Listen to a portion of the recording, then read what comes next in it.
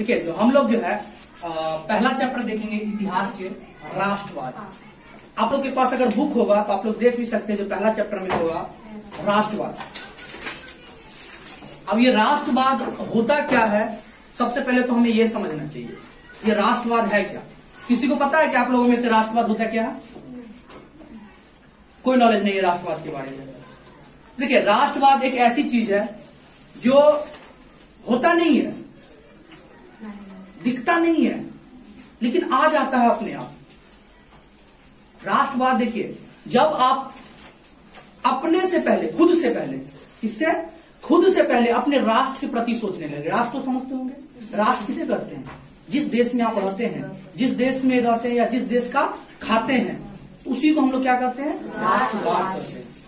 तो खुद से पहले अगर अपने बारे में न सोच के, खुद के बारे में न सोच के आप अपने राष्ट्र के बारे में अगर सोचते हैं तो उसी को हम लोग क्या कहते हैं? राष्ट्र भावना। राष्ट्र भावना, उसे हम लोग क्या कहते हैं? राष्ट्र भावना।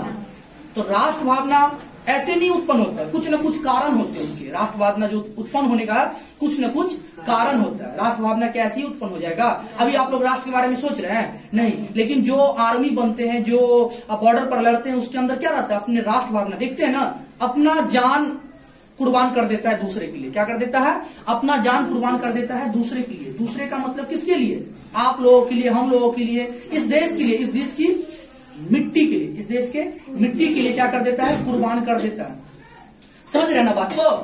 तो इसी को हम लोग क्या कहते हैं? राष्ट्रवाद। और राष्ट्रवाद कोई ये खरीदारी नहीं है जो आप कहीं से भी खरीद के ले आए। ये ऑटोमेटिक उत्पन्न होने वाला भावना। ये ऑटोमेटिक क्या होता है? उत्पन्न होने वाला भावना है। ये सबके अंदर होता है, लेकिन डिपेंड करता है किसको कैसे उत्पन्न हो जाए। जैसे कि पुलवामा अटैक के समय, पुलवामा अटैक के समय आप लोग तो अच्छी तरह से वाकिफ होंगे। पुलवामा अटैक में क्या हुआ था? 14 फरवरी को उसकी बरसी गई है। 14 फरवरी को गया ना उसकी बरसी। तो आप लोग को पता ही होगा जो उस समय हुआ क्या था। उस समय क्या था? पूरे देश में क्या भावना था? पाकिस्तान से युद्ध लड़ना है और पाकिस्तान से क्या करना है? लड़ना है। उसको हमारे जो सैनिक है उसको जो नुकसान पहुंचाया गया उसका पूरा तरह से हम क्या लेना है? बदला लेना है। बोला गया था ना, पूरी तरह से हमें क्या लेना है? बदला लेना है। तो ये क्या था? एक भावना था। ये क्या था? एक भावना था, राष्ट्रवाद की भावना था। चलिए राष्ट्रवाद तो हम लोग समझ गए। अब आप लोग राष्ट्रवाद तो समझ गए होंगे। राष्ट्रवाद किसे कहते हैं? तो राष्ट्रवाद है जब खुद से पहले अगर हम अपने राष्ट्र के बारे में सोचते हैं, इसी को हम लोग क्या कहते हैं? राष्ट्रवाद कहते हैं। समझ में आई बात? उसके बाद है राष्ट्रवाद का उदय। राष्ट्रवाद का उदय। अब राष्ट्रवाद उदय क्यों हुआ? क्या रीजन है जो राष्ट्रवाद उदय हुआ? कुछ ना कुछ हम हर बार कहते हैं ना आपको, जो कोई ना कोई चीज अगर उत्पन्न करने का कोई ना कोई रीजन होता है ना, बिना रीजन के कोई भी काम नहीं होता है। जैसे कि ये फैन है, ये फैन है, तो ये फैन क्यों आया?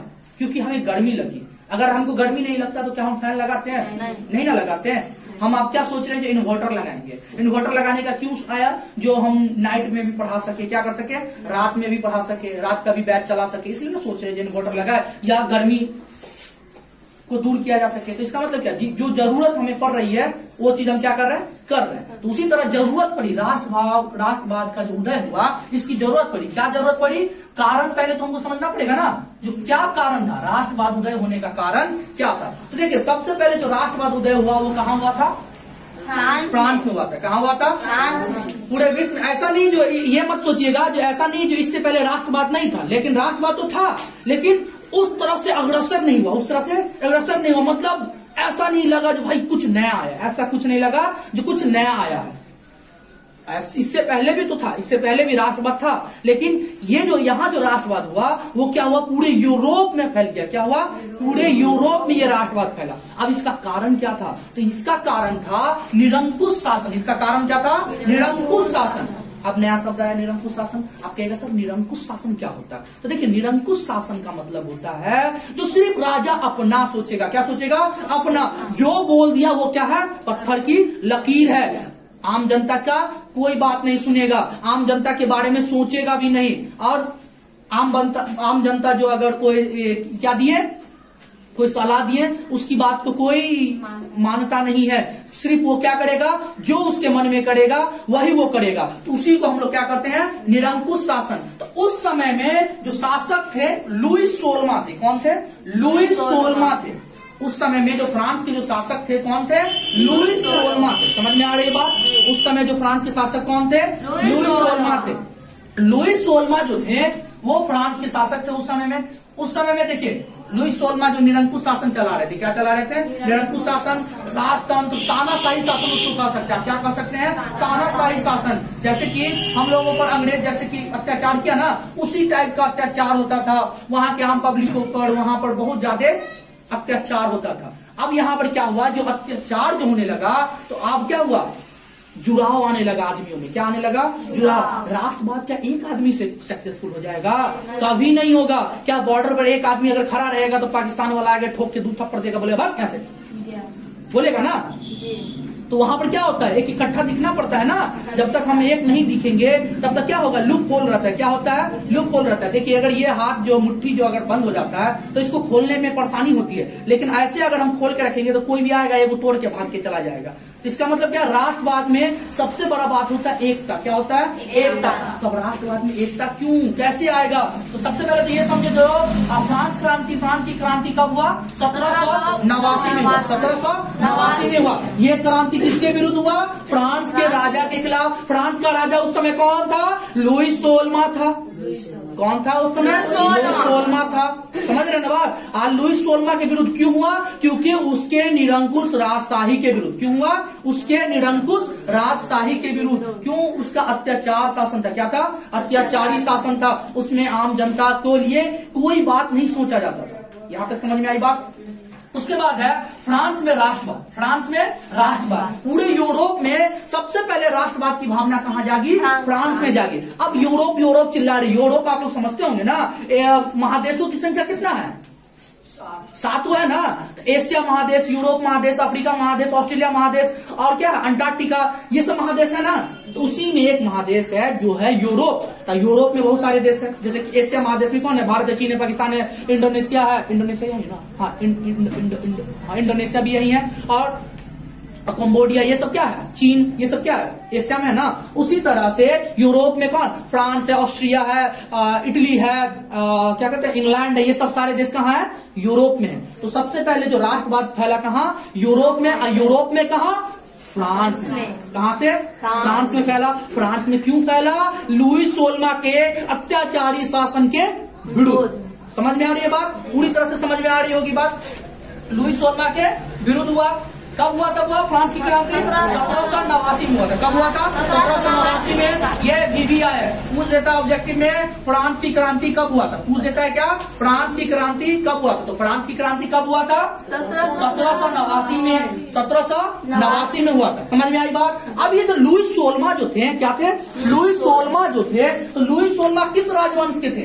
बुर्बो राजवंश के थे। किस राजवंश के थे? बुर्बो राजवंश। आप कहिएगा सर ये बुर्बो राजवंश क्या है? देखो कोई भी जो शासक होता था ना, जैसे कि हमारे देश में किसका किसका शासन था?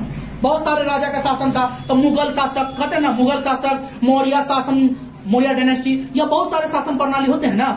नहीं समझ रहे बात को? बहुत सारे राजा थे तो बोलते हैं ना ये मौर्य साम्राज्य के राजा थे। 5 को 10 को मौर्य साम्राज्य के राजा होते हैं ना, तो उसको बोलते हैं ना मौर्य साम्राज्य के राजा थे। या आप बोलते होंगे ये मुगल साम्राज्य के शासक थे। लेकिन ये जो थे, इसका जो शासन का नाम था बुर्बो राजवंश था। ये क्या था? बुर्बो राजवंश के शासनकाल के थे। क्या थे? बुर्बो राजवंश के शासनकाल के थे। तो ये भी पूछता है, ये भी बहुत इंपॉर्टेंट है, जो लुईस सोलमा जो थे, क्या थे? लुईस सोलमा जो थे किस राजवंश से ताल्लुक रखते थे? तो किस राजवंश से ताल्लुक रखते थे? बुर्बो राजवंश से ताल्लुक रखते थे। किससे? बुर्बो राजवंश से ताल्लुक रखते थे। समझ में आई बात? ये किससे ताल्लुक रखते थे? बुर्बो राजवंश से। अब बुर्बो राजवंश के समय, उस समय में जो है 1689 के समय में शासन कौन था? लुईस सोलमा। यहाँ से एक सवाल आता रहता है और अक्सर आता है, जो फ्रांस की क्रांति के समय फ्रांस का राजा कौन था? फ्रांस का सम्राट कौन था? कौन था? कौन था? लुईस सोलमा। कहीं क्या बोलता है उसमें, रसोड़े में कौन था? लुईस 16वां था। रसोड़े में कौन था? लुईस 16वां था। रसोड़े में नहीं था, कहाँ था? फ्रांस का सम्राट था। कौन था? फ्रांस का सम्राट। कौन? लुईस 16वां था। ठीक है। लुईस 16वां तानाशाही, देखिए लुईस 16वां था। अब यहाँ क्या हुआ, जो ये आया, क्या आया? राष्ट्रवाद आया। यहाँ पर क्या हुआ? तानाशाही समाप्त हुआ। तानाशाही शासक जो था वो समाप्त हो गया। देखिए इसमें बहुत बड़ी हिस्ट्री है, बहुत बड़ा डायनेस्टी है, तो बहुत ज्यादा है, लेकिन आपको जितना पढ़ना है उतना ही पढ़ाएंगे। हम थोड़ा सा ज्यादा जरूर ले जाएंगे क्योंकि समझाने के लिए, लेकिन उससे ज्यादा हम आपको ट्रैक नहीं ले जाएंगे। जितना जरूरत है उतना ही खाना चाहिए, उससे ज्यादा खाइएगा फट जाइएगा। और यहाँ पर आप लोग ये है एक लकड़ी के, तो वैसे भी फट जाइएगा। ठीक है। उसके बाद क्या था? क्रांति के समय किए गए कार्य, क्रांति के समय किए गए कार्य। अब ये कार्य, इंपॉर्टेंट कार्य क्या था? इंपॉर्टेंट वर्क क्या था? ये भी तो हमको समझना है। क्रांति के समय में जो किए गए कार्य क्या था? क्या सारे आदमी में राष्ट्रवाद ऑटोमेटिक जाग गया और सारे आदमी ऑटोमेटिक लड़ने लग गए? नहीं, बिल्कुल नहीं। इसके लिए कई काम करना पड़ा। क्या करना पड़ा? कई वर्क करना पड़ा। राष्ट्रवाद ऐसे ही फैल जाता है क्या? आजकल के टाइम में तो सरस्वती पूजा का चंदा घर पर 4 बार मांगने जाइएगा तब 1 बार देगा। हाँ देता है ना। ये तो राष्ट्रवाद था, ये तो लड़ाई करना था, राजा के खिलाफ लड़ना था। ये छोटी मोटी बात नहीं है। कहने में तो बहुत आसान है राजा से लड़ना। अभी आप लोग जैसे कि अपने राजा को या अपने मुख्यमंत्री या प्रधानमंत्री को जैसे गाली दे देते हैं ना, उस समय जो गाली देते हैं ना, तो बोलता तू कौन है, गला काट के ट्रे में लटका देता। समझ रहे ना बात को? तो राजा से लड़ना बहुत ही बहुत बहुत बहुत बड़ा बात है। और एक आदमी राजा से नहीं लड़ सकता। इसके लिए क्या चाहिए? एक समूह चाहिए, एक व्यवस्था चाहिए। अब वो कैसे होगा? वो देखिए कैसे कैसे होता है। वो होगा सामूहिक भावना बढ़ाने का प्रयास किया गया। ये जो है एकता लाने के लिए, क्रांति को सफल बनाने के लिए, क्रांति को अगर क्रांति कर दिए, क्या कर दिए? क्रांति कर दिए, हाय हाय मोदी सरकार हाय है, लेकिन ये सफल कैसे बनेगा? जब एकता होगा तब ना। जब एकता होगा तब ना वो हटेंगे। मोदी जी नहीं, हम नाम ले लिए मोदी जी का, लेकिन यहाँ जो लुईस 16वां, एकता रहेगा नहीं। 4 को जाइएगा, आएगा बंदूक निकाल कर ठाई ठाई कर देगा, कहानी खत्म। वहां पर क्या चाहिए? एकता चाहिए। क्या चाहिए? एकता चाहिए। तो एकता कैसे आया? सब मिल के करेगा तब ना एकता चाहिए। तो क्या किया गया हुआ यहाँ पे? क्रांति के समय किए गए कार्य में सामूहिक भावना बढ़ाने का क्या किया गया? प्रयास किया गया। और सामूहिक भावना कैसे बढ़ाया जाएगा? क्यों? पृथ्वी, ये जो हमारा धरती है, ये हमारा किसका है? ये हमारा पृथ्वी, मतलब पृथ्वी का मतलब हुआ ये हमारे दादा परदादा की भूमि है। इस भूमि पर कोई और कब्जा कैसे कर सकता है? कोई और कब्जा कैसे कर सकता है? ये हमारी धरती है। इस धरती पर सिर्फ हमारा अधिकार है। किसका अधिकार है? हमारा अधिकार है। इसी तरह हम लोग भी अंग्रेज से भी आजाद हुए थे, क्योंकि ये हमारा पृथ्वी है। पृथ्वी का मतलब क्या है? हमारा अपना धरती है। इस अपने धरती पर हमें रहना है, इस अपने धरती का सम्मान करना है। तो यहाँ से एक भावना जागा। अभी बहुत सारे हैं, उसका नागरिक, हम यहाँ के नागरिक है। तो हम यहाँ के नागरिक है, तो कोई भी जाति हो, कोई भी धर्म हो, या कोई भी भाषा बोलने वाले हो, हमारा काम है जो हम अपने देश की रक्षा करें। कोई भी अगर अत्याचारी शासक है उसको क्या किया जाए? हटाया जाए। यहाँ तक समझ में आया? उसका समान झंडा लाया गया। क्या लाया गया? समान झंडा। आप देखिए, अगर कोई भी जो आदमी जो कहीं पर एक जगह इकट्ठा होगा, उसके लिए क्या चाहिए? एक झंडा चाहिए ना। जैसे कि सारे आदमी, पूरे भारत के आदमी किस झंडा के पीछे सिर्फ झुकाते हैं? तिरंगा के पीछे सिर्फ झुकाते हैं ना। तो वही एक झंडा लाया गया। वहां क्या था? बहुत सारे लोकल डायनेस्टी, जैसे कि अपने भारत में भी बहुत सारे छोटे छोटे राज्य बटे हुए थे ना उस समय में। उसी तरह फ्रांस में भी छोटे छोटे राज्य, छोटे छोटे कबीले टाइप के बने हुए थे, और उनका अपना अपना क्या होता था? झंडा होता था। उन लोगों ने यहाँ पर राष्ट्र भावना को प्रेरित करके क्या किया? एक पूरे समस्त फ्रांस का क्या किया? पूरे समस्त फ्रांस का एक झंडा लाया। क्या लाया? एक झंडा लाया, जहां पर सारे आदमी अपना सर झुका सके, जहां पर सारे आदमी अपना सर झुका सके। ये एक बहुत बड़ा काम था, क्योंकि देखते हैं झंडा के सामने सारे आदमी एकदम सर झुका के ऐसे सल्यूट करते हैं। इसलिए यहाँ पर झंडा का निर्माण किया गया। फिर एक क्रांति के बाद किए गए कार्य, अब हम लोग क्या समझेंगे? क्रांति के बाद किए गए कार्य। ये तो छोटा मोटा कैन्यू टाइप का हम बता दीजिए, क्रांति में क्या क्या काम हुआ। ये फर्स्ट क्लास है। ये क्या है? फर्स्ट ए क्लास है। अगर सेकेंड क्लास आप लोग कुछ चाहिए तो आप लोग बोल दीजिएगा। ये यहाँ बोल रहे हैं हम, आप लोग के लिए नहीं बोले। आप लोग को तो मिल ही जाएगा सेकंड क्लास, लेकिन इसका ये फर्स्ट क्लास, इसमें बहुत अभी इंपॉर्टेंट बातें हैं, हम लोग जानेंगे। चलिए, तो क्या क्या क्रांति, तो चलिए अब राजा को हटा दिए, बहुत सारा क्रांति हुआ, बहुत युद्ध हुआ, बहुत सारी बातें हुई। ये हम लोग आगे चल के पढ़ेंगे। आगे का मतलब क्या? इस किताब में नहीं, आगे 10th तो हो ही गया, 11th 12th जहां भी आप लोग पढ़िएगा वहां जाके पढ़ सकते हैं। ठीक है, यहाँ पढ़िएगा तो यहाँ भी पढ़ाएंगे। ठीक है, तो क्या किया गया, अब तो क्रांति राजा को तो हटा दिया, तो उसके लिए क्या चाहिए, संविधान चाहिए ना। कोई भी व्यवस्था, कोई भी चलने के लिए कानून होना चाहिए। आजकल के टाइम में एक 5 आदमी का घर होता है, घर परिवार होता है, उसके लिए भी क्या होता है, कानून होता है। इतना बजे उठना, इतना बजे खाना है, इतना बजे नहाना है, इतना बजे सोना है, होता है ना कानून। और कानून होना चाहिए, क्योंकि डिसिप्लिन नहीं रहेगा तो फिर जिंदगी जीने का कोई मतलब है ही नहीं, समझ गया। तो एक कानून बनाया गया, क्या किया गया, वो नया संविधान बनाया गया। यहां तक समझ में आई बात। सभी को समान अधिकार दिया गया। अब देखिए ये बहुत बड़ी बात होती है, अगर संविधान बना तो सभी को क्या मिलना चाहिए, समान अधिकार मिलना चाहिए। ये नहीं लंगड़ा को कम अधिकार और जवनका को ज्यादा अधिकार, ऐसा नहीं होना चाहिए। या पैसा वाला को खूब बहुत ज्यादा अधिकार दे दिए और गरीबा को मार दिए, 2 लाख मार दिए, ऐसा नहीं होना चाहिए। क्या किया गया, समान अधिकार दिया गया, सभी को क्या दिया गया, समान अधिकार दिया गया। फिर समानती व्यवस्था समाप्त किया गया। क्या किया गया, समानती व्यवस्था। समानती व्यवस्था का मतलब होता था, जो उस समय में क्या देखते थे, अपने लोग तो यहाँ भी देखते थे ना, सामान सब जो होते थे, सामान सब मतलब जो थोड़ा बहुत पैसा वाला होते थे तो कर्जा उर्जा जो देते थे, गरीब उड़ीब आदमी सबको कर्जा देते थे और उससे क्या उछलते थे, ब्याज, इंटरेस्ट। अभी भी उछलते हैं, लेकिन अभी तो कम है, लेकिन उस समय में ज्यादा होता था। और बेचारा सधाएगा क्या, ब्याजे में क्या हो जाता था, उसका कल्याण हो जाता था, मर जाता था बेचारा, ठीक है। उसके बाद है स्टेटस जनरल की जगह पर नेशनल असेंबली लाई गई। अब ये स्टेटस जनरल की पद क्या है, देखिए जब मतलब लुईस 16 जो राजा थे ना, तो वो प्रधानमंत्री रखते थे। क्या रखते थे, अपना प्रधानमंत्री रखते थे और बहुत सारे मंत्री पद रखते थे।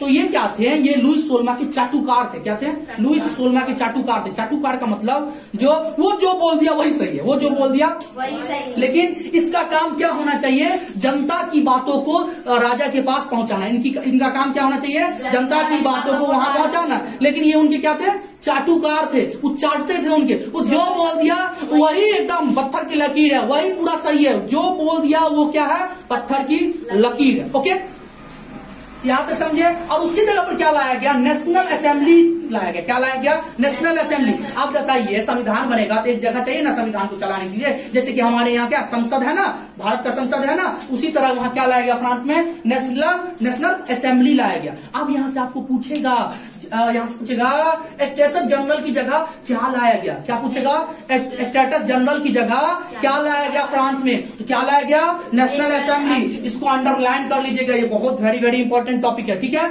उसके बाद है आंतरिक आयात और निर्यात शुल्क समाप्त कर दिया गया। क्या कर दिया गया, आंतरिक आयात और निर्यात शुल्क समाप्त कर दिया गया। ये आंतरिक आयात और निर्यात शुल्क क्या है, अब हम आपको बताते हैं। जैसे कि मानिए वहां पर क्या थे, बहुत सारे क्षेत्र थे। जैसे कि आप मान लीजिए अब बिहार हो गया, क्या हो गया, बिहार हो गया और उत्तर प्रदेश हुआ, दोनों भारत का हो गया ना, दोनों भारत का हो गया ना, दोनों भारत का हिस्सा हो गया। अब उत्तर प्रदेश में क्या, चावल की खेती अधिक होती है, चावल की खेती क्या होती है, अधिक होती है। बिहार में क्या होता है, कम होता है।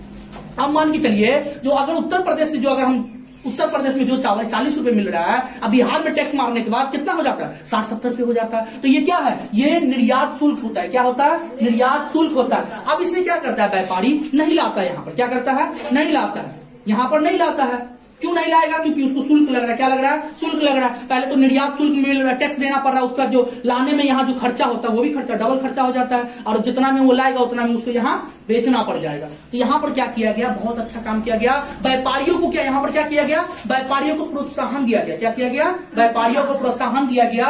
व्यापारियों को प्रोत्साहन देके यहाँ पर क्या किया, आयात शुल्क और निर्यात शुल्क को क्या कर दिया गया, पूरी तरह से समाप्त कर दिया। क्या कर दिया, पूरी तरह से समाप्त कर दिया गया। अब वहां अगर 40 रुपए चावल बिक रहा है तो यहाँ ज्यादा से ज्यादा होगा तो कितना, 45 रुपए चावल बिकेगा। आयात शुल्क मतलब जो लाने में जो खर्चा होगा उतना ही उस पर लगेगा, बाकी और कुछ खर्चा नहीं लगेगा। क्यों, क्योंकि वहां के जो राजा थे वो उनको आप नहीं देंगे। समझ में आई बात। उसके बाद आते हैं नाप तौल की नई पद्धति लाई गई। अब एक बात बताइए, फ्रांस जो था, फ्रांस एक पूरा राष्ट्र चाहता था ना, एक पूरा देश था ना, एक बड़ा कंट्री बनना चाहता था ना।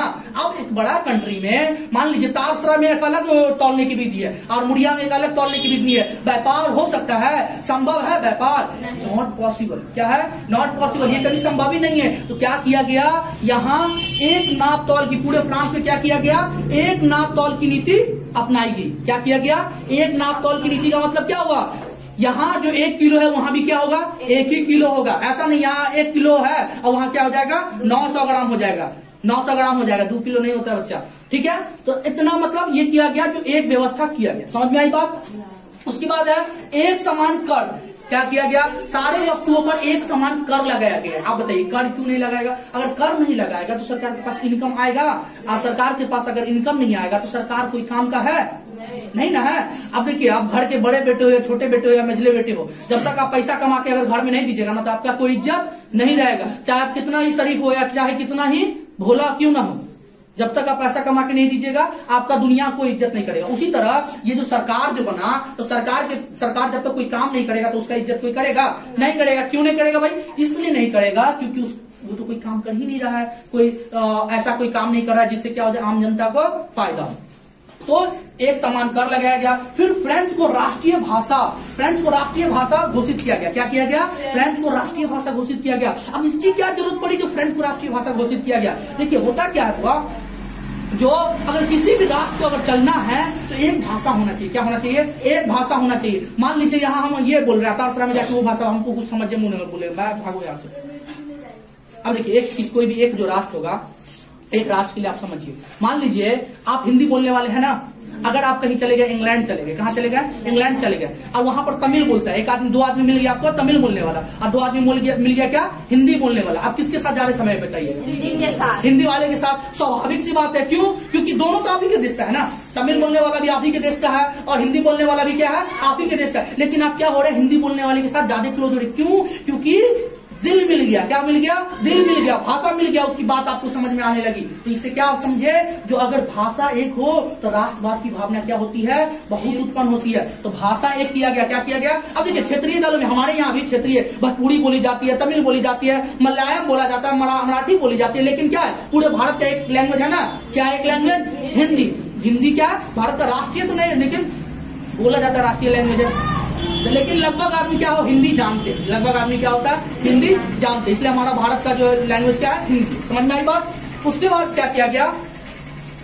राष्ट्रगान मार्सिलो का निर्माण किया गया। किसका निर्माण किया गया? राष्ट्रगान। ऐसा राष्ट्रगान जिससे क्या हो जाए? आदमी प्रेरित हो जाए। क्या हो जाए? प्रेरित हो जाए। जैसे कि हम लोग का जनगण मन गाने के बाद क्या हो जाते हैं? हम लोग जोशीले हो जाते हैं। तो ये जो राष्ट्रगान था मार्सिले, वो उससे क्या हो जाते थे? बहुत जोशीला गान है। क्या है? बहुत जोशीला गान है। इस गाना को सुनने के बाद वहां के जो सैनिक होते थे एकदम जोशीले हो जाते थे। क्या हो जाते थे? बहुत जोशीले हो जाते थे, एकदम अपने राष्ट्र के बारे में सोचने लगते थे। तो वह यहाँ से एक सवाल क्या पूछेगा? फ्रांस का राष्ट्रगान का नाम क्या है? तो मार्सिले है। क्या है? मार्सिले है।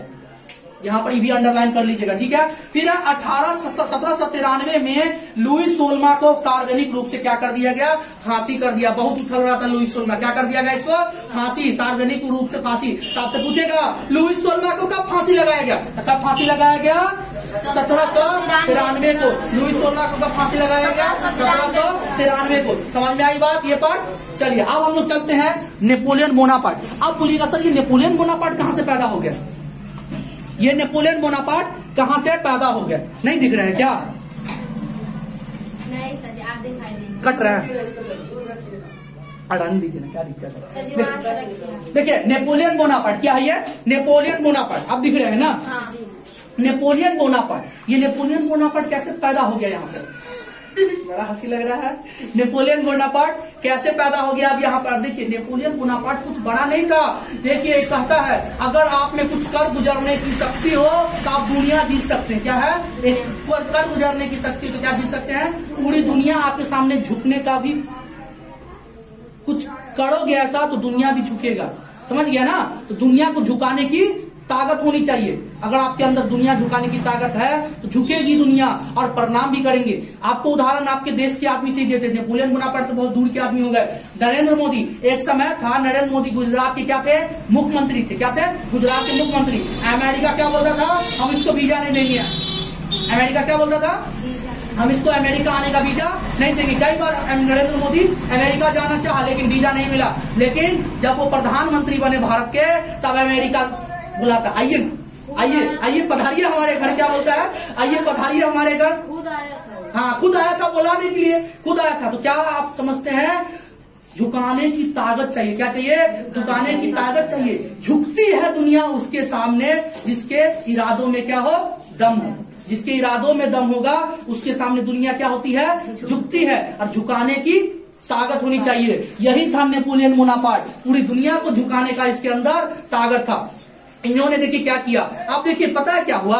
यहाँ पर इतना मेहनत करके ये देश को आजाद करवाया, अब फिर कहाँ चला गया? नेपोलियन बोनापार्ट के हाथों में चला गया। नेपोलियन बोनापार्ट क्या था? एक छोटा सा सैनिक था। क्या था? छोटा सा सैनिक था और फ्रांस का सम्राट बन गया। और फ्रांस का ही सम्राट नहीं बन गया, फ्रांस का ही सम्राट नहीं बना, जर्मनी को लूटा, इटली को लूटा। आइए देखते हैं, बहुत इंटरेस्टिंग है इसका। देखिए नेपोलियन बोनापार्ट क्या किया?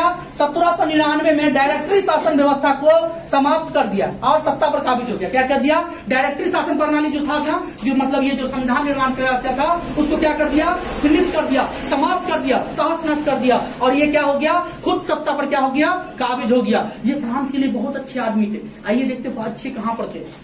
देखिए ऐसे अगर बोलिएगा नेपोलियन बोनापार्ट का तो इतना मोटा किताब पढ़ना पड़ेगा, इतना मोटा नेपोलियन बोनापार्ट का। लेकिन हम यहाँ पर क्या करेंगे? एक संक्षिप्त विवरण करेंगे। क्या करेंगे? एक संक्षिप्त विवरण करेंगे। जितना जरूरत उतना ही काम करेंगे। यहाँ पर हम लोग क्या करेंगे? जितना जरूरत उतना ही काम करेंगे। चलिए हम लोग देखते हैं। यहाँ पर देखिए 1804 में क्या हुआ? फ्रांस का वो सम्राट बन गया। कब बना? 1804 में क्या बन गया? वो फ्रांस का सम्राट। देखिए 1799 में डायरेक्टरी शासन प्रणाली को क्या कर दिया? समाप्त कर दिया। समझ रहे ना? सत्ता पर काबिज हो गया और 1804 में क्या हो गया? फ्रांस का सम्राट बन गया। यहां से सवाल क्या आता है? नेपोलियन बोनापार्ट फ्रांस का सम्राट कब बना? तो 1804 ईस्वी में बना। समझ में आ रही बात? नेपोलियन बोनापार्ट फ्रांस का सम्राट कब बना? तो 1804 ईस्वी में बना। लग रहा पानी की जरूरत है, पानी है नहीं यहाँ। फिर है 1804 में नेपोलियन संहिता लागू किया गया। क्या किया गया? नेपोलियन संहिता लागू किया गया। आपसे पूछेगा सवाल कब नेपोलियन संहिता लागू किया गया? तो 1804 में नेपोलियन संहिता लागू किया गया। अब ये नेपोलियन संहिता एक्चुअली था क्या? नेपोलियन संहिता एक कानून था। क्या था? एक कानून था फ्रांस के लोगों के लिए। क्या था? फ्रांस के लोगों के लिए। आइए हम लोग देखते हैं ये कानून क्या फ्रांस के लोगों के लिए सही था या नहीं था। देखिए राष्ट्रवाद के प्रसार में नेपोलियन का योगदान। अब राष्ट्रवाद जो हमारे अंदर आ रहा था, उसके अंदर फ्रांस के लोगों के अंदर आ रहा था, इसमें नेपोलियन बोनापार्ट का क्या योगदान था? योगदान समझते हैं ना? योगदान का मतलब क्या रोल था उसका। चलिए रोल क्या था? उन्होंने क्या किया? विशेषाधिकार को समाप्त कर दिया। क्या कर दिया? विशेषाधिकार को समाप्त कर आर्थिक समानता दूर किया। क्या किया? ये बहुत अच्छा काम किया नेपोलियन बोनापार्ट ने। क्या किया? बहुत अच्छा काम किया। विशेषाधिकार को समाप्त कर दिया। विशेष जो जैसे कि कोई पैसा वाला है तो उसको क्या मिलता था? विशेषाधिकार मिलता था। वो 4 शादी कर सकता है। और जो गरीब था बोलता था एक को नहीं करना है तो फटिया देंगे हम तुमको। समझिए ना? तो क्या कर दिया? विशेषाधिकार समाप्त कर दिया। जैसे कि कोई पैसा वाला था तो क्या करता था? किसी को मार देता था और उसको कुछ नहीं होता था। लेकिन गरीबा अगर किसी को मार दिया तो उसको फांसी हो जाता था। इसका मतलब क्या था? विशेषाधिकार को समाप्त कर दिया और आर्थिक समानता दूर किया। क्या किया? आर्थिक समानता का मतलब क्या? पैसा। देखिए किसी के पास अभी इंडिया में क्या, किसी के पास करोड़ों रुपया, किसी के पास 1 रुपया पॉकेट में नहीं है। यहाँ पे बहुत सारे आदमी हैं। यहाँ पर देखिए हमारे पास 1 रुपया नहीं है, आप लोगों के पास करोड़ों रुपया हो। क्या है ना? है ना? ऐसा भी आदमी है, करोड़पति सब यहाँ पर हमारे आगे बैठे हुए हैं। क्या? तो अब देखिए तो ये आर्थिक समानता को दूर क्या किया? ये जनता में पैसे बांटे। क्या किए? जनता में पैसे बांटे। जनता को क्या किया? पैसा दिया। अब जनता को पैसा देने से जनता क्या हो गया? खुश हो गया। जनता को चाहिए क्या? फ्री का, रास्ते का माल सस्ते में चाहिए, फ्री में चाहिए। तो जनता क्या हो गया? इससे खुश हो गया। फिर क्या किया? इन्होंने फ्रांस के लिए बहुत अच्छे काम किए, इनसे कुछ सीखना चाहिए। देखिए क्या है? कानून के समक्ष सबको बराबरी का अधिकार दिया। क्या दिया? कानून व्यवस्था के समक्ष किसको? सबको बराबरी का अधिकार दिया। ये नहीं जो अगर कोई अमीर है तो वो आया तो उसको माफ कर दिया, चलो तुम अमीर है तो छोड़ दिए। अब कोई गरीब है तो उसको 2 थप्पड़ थुपिया दिया। ऐसा नहीं है। सबको क्या किया गया? समान रखा गया। अगर गलती किया है तो वो गरीब हो या अमीर हो, सबको क्या होगा? समान सजा दिया जाएगा। समझ में आई बात? उसके बाद इन लोगों ने क्या किया? यातायात और संचार व्यवस्था में सुधार किया। यातायात और संचार व्यवस्था में क्या किया? सुधार किया। यातायात का मतलब होता है सड़कें को अच्छे बनाया, संचार व्यवस्था अच्छा, सामान लाने में संचार व्यवस्था अच्छा करने से देखिए यहाँ क्या हुआ? हाईवे जो बना, इससे क्या हुआ? बहुत सारा सामान सब क्या बहुत दूर तक जा सकता है ना। यहाँ तक कि नेपाल बॉर्डर तक बड़का ट्रक जा सकता है। तो संचार व्यवस्था इसी वजह से सड़कें अच्छी बनी, चमकदार सड़कें बनी यहाँ पर। समझ रहे हैं ना?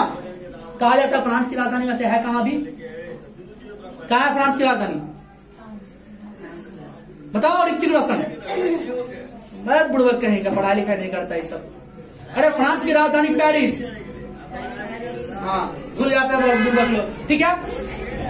तो विशेषाधिकार को क्या कर दिया? ये समाप्त कर दिया। कानून व्यवस्था में सबको बराबरी दिया। यातायात व्यवस्था में सुधार किया। कहा जाता है फ्रांस की जो सड़क है ना, उसमें आप अपना चेहरा देख सकते हैं। सुंदर सुंदर चेहरा, इतना चमकता है। समझ रहे हैं ना। उसके बाद क्या था, समान शुल्क और समान नाप तौल प्रणाली और एक मुद्रा के द्वारा राष्ट्र को संगठित किया।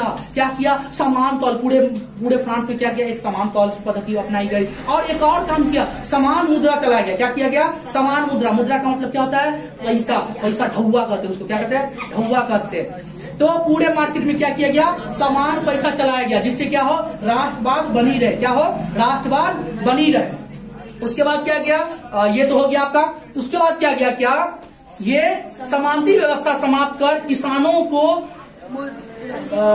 भूदान से मुक्त किया। क्या किया, भूदान से मुक्त कर दिया। मतलब समानती व्यवस्था में एक्चुअली होता क्या था, कर्ज ले लेता था, कर्ज चुका नहीं पाता था, कर्ज चुकाने नहीं पाने के चक्कर में भूमि क्या कर देता था, उसको लिख देता था किसान। तो उससे जी उस चीज से क्या कर दिया, मुक्ति कर दिया। क्या कर दिया, मुक्ति कर दिया। जो आप समानती व्यवस्था नहीं रहेगा और भूदान नहीं होगा, चाहे कुछ हो जाए, कर्जो ले लिया ना, भूमि दान में नहीं दिया जाएगा सामंत को। समझ में आई बात यहाँ से। तो उस सबको क्या कर दिया गया, मुक्त कर दिया। फिर है शिक्षा प्रणाली में क्या किया गया, सुधार किया गया। धार्मिक सुधार और चर्च की समाप्ति कर दी गई। देखिए यहाँ से ये चीज क्या दिया, इन्होंने शिक्षा प्रणाली में सुधार किया और धर्म को उतना मतलब मान्यता नहीं दिया, धर्म को उतना ये नहीं दिया अहमियत। एक बात समझ लीजिए, जिस देश में धर्म को ज्यादा मान्यता मिलेगा वो देश कभी तरक्की नहीं कर सकता। ये 100 बात की एक बात है और 100% राइट बात है। आज देखिए पाकिस्तान धर्म को ज्यादा प्रोत्साहन देता है। क्या देता है, धर्म को ज्यादा प्रोत्साहन देता है। आज कहाँ खड़ा है, आज जमीन पर नहीं है, इतना कप्पड़ में चला गया टूटा है, बस इतना सा बचा हुआ है, वो भी चलिए जाएगा कुछ दिन में। और सऊदी अरब हो गया, ये सब हो गया, ये सब बचा हुआ क्यों है, एक ही रीजन से बचा हुआ। इसका एक रीजन है, उसके पास प्राकृतिक संसाधन मतलब तेल उल क्या है उसके पास है। जो भी कंट्री अगर किसी भी धर्म को प्रोत्साहन करता है वो कंट्री कभी भी तरक्की नहीं कर सकता। मान के चलिए अगर कोई देश अगर हिंदू धर्म को प्रचार करता है तो इस्लामिक स्टेट उसको हेल्प करेगा, नहीं करेगा। या कोई देश इस्लामिक स्टेट जो है वो इस्लाम चिल्लाता है तो क्या हिंदू या कोई क्रिश्चियन उसको हेल्प करेगा, नहीं करेगा। तो कहाँ चल जाएगा, कब्बड़ में। एक बात हमेशा याद रखिए, अकेला आदमी कभी जिंदगी नहीं जी सकता है। क्या आप मार्केट से बाहर सिर्फ मुसलमान से सामान ले सकते हैं, नहीं ले सकते। अगर सिर्फ मुसलमान से लीजिएगा तो आपका जिंदगी नहीं चलेगा, या कोई भी हिंदू से सिर्फ लीजिएगा तो जिंदगी नहीं चलेगा। तो उसमें क्या चाहिए, समानता चाहिए। तो किसी भी राष्ट्र को तरक्की के लिए धर्म नहीं चाहिए, धर्म दूर होना चाहिए। चलिए थोड़ा सा बात और जान लेते हैं। नेपोलियन बोनापार्ट जो थे वो सिर्फ फ्रांस तक ही नहीं रुके, सिर्फ फ्रांस तक ही नहीं रुके, इन्होंने समस्त यूरोप में अपना प्रभाव छोड़ना स्टार्ट किया। अब देखिए क्या हुआ, जो अगल बगल के जो राष्ट्र थे, अगल बगल के देश थे, इंग्लैंड, जर्मनी, इटली, ये सब जो देश थे, इनको भी लगा लुईस सोलमा क्या कर सकता है, हमें आजादी दिलवा सकता है, क्योंकि वहां भी तो निरंकुश शासन था किसी न किसी राजा का। तो लुईस सोलमा को बुलाया। क्या किया, लुईस सोलमा से पूरा यूरोप इतना प्रेरित हुआ। लुईस सोलमा को बुलाया इटली, बुलाया इटली, राजा अधिकार दिया, समाप्त कर दिया, सबको हरा पड़ा दिया, एकदम तानाशाह बन गया था, डॉन बन गया था। क्या बन गया था, डॉन। जिसको जाता था उसको ठोक देता था। तो सब पूरे समस्त यूरोप पर नेपोलियन का कब्जा होने लगा। लेकिन कुछ समय के बाद इस लोग को समझ में आया, क्या, इटली जर्मनी को, अरे तो पहले तो हमारा अपना आदमी ना राज करता था, पृथ्वी का ना अपने भाई बंधु ने राज करता था, लेकिन ये तो क्या है, फ्रांस के आके हम पर राज कर रहा है, अरे भगाओ इसको, क्या भगाओ इसको। इसका बहुत इंटरेस्टिंग कहानी है, अगले दिन क्लास में हम लोग आगे इसके बारे में पढ़ेंगे। तो आज का क्लास हम लोग यहीं पर एंड करते हैं, और आप लोगों को वीडियो अच्छा लगा हो तो लाइक एंड सब्सक्राइब कर दीजिएगा। Thank you so much. जय हिंद, जय भारत।